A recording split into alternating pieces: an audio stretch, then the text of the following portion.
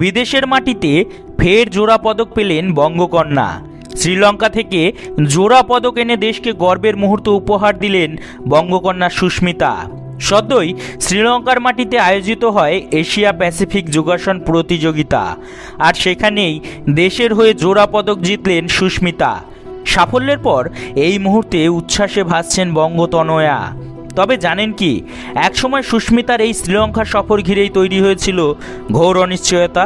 চূড়ান্ত অর্থনৈতিক কষ্টের মধ্যে বেড়ে ওঠা সুস্মিতার এই সাফল্য আরও একবার প্রমাণ করল সঠিক ইচ্ছা শক্তি ও অধ্যবসায় থাকলে যে কোনো প্রতিকূল পরিস্থিতি এড়ানো সম্ভব হয়।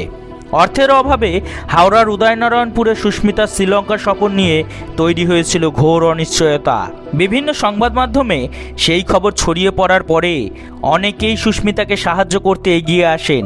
শ্রীলঙ্কার মাটিতে দেশের প্রতিনিধিত্ব করার স্বপ্ন পূরণ হয় তাঁর।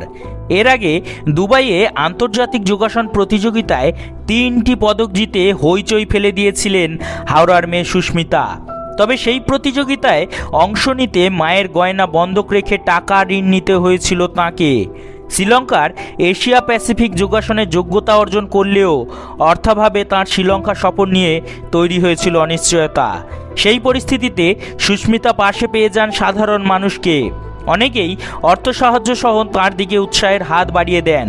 হতাশ করেননি সুস্মিতা। শ্রীলঙ্কার মাটি থেকে জোড়া পদক জিতে তাঁর ওপর সকলের আস্থার মর্যাদা রেখেছেন। শ্রীলঙ্কায় এশিয়া প্যাসিফিক যোগাসনে আর্টিস্টিক 16 বিভাগে সোনা জিতেছেন সুস্মিতা। ট্র্যাডিশনাল ইভেন্টে অল্পের জন্য পিছিয়ে পড়ে রূপও জিতেছেন বঙ্গকন্যা। সুস্মিতা জানিয়েছেন, জোড়া পদক জিতে তিনি খুশি। বলছিলেন, আর্টিস্টিক 16 বিভাগে সোনা জিতেছি, ট্র্যাডিশনাল ইভেন্টে রূপও পেয়েছি। এত মানুষ পাশে দাঁড়িয়েছিলেন, সকলের জন্য পদক জিততেই হবে এমন শপথ নিয়েই প্রতিযোগিতায় নেমেছিলাম। শ্রীলঙ্কার টুর্নামেন্টে শুধু রেজিস্ট্রেশনের খরচ ছিল 55,000 টাকা, সঙ্গে যাতায়াত সহ অন্যান্য খরচ। তবে সুস্মিতার পাশে দাঁড়ান অনেকে। কলেজের শিক্ষক শিক্ষিকা থেকে শুরু করে ব্যবসায়ী, বিভিন্ন পেশার মানুষ, একাধিক সংস্থার কর্ণধারেরা সাহায্যের হাত বাড়িয়ে দিয়েছিলেন। মুর্শিদাবাদের দেবজ্যোতি বসু মৌলিক, জাভেদ সাবির, সোদপুরের রাজু, চিকিৎসক অজিত মাইতি, অপরিচিত বা স্বল্প পরিচিতরা রাতারাতি হয়ে উঠেছিলেন সুস্মিতার পরমাত্মীয়, শ্রীলঙ্কা সফরের পৃষ্ঠপোষক। কাউকে হতাশ করেননি হাওড়ার উদয়নারায়ণপুরের কন্যা। তাঁর সাফল্যেই কলম্বের মাটিতে উঠছে তেরঙ্গা, ব্যাকগ্রাউন্ডে বাজছে লেহেরা দো।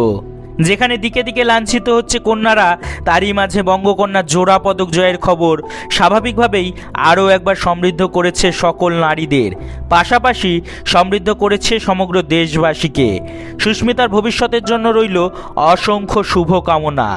ধন্যবাদ এতক্ষণ আমাদের সাথে থাকার জন্য। এরকম আরও অসংখ্য ভিডিও দেখতে অবশ্যই আমাদের পাশে থাকবেন।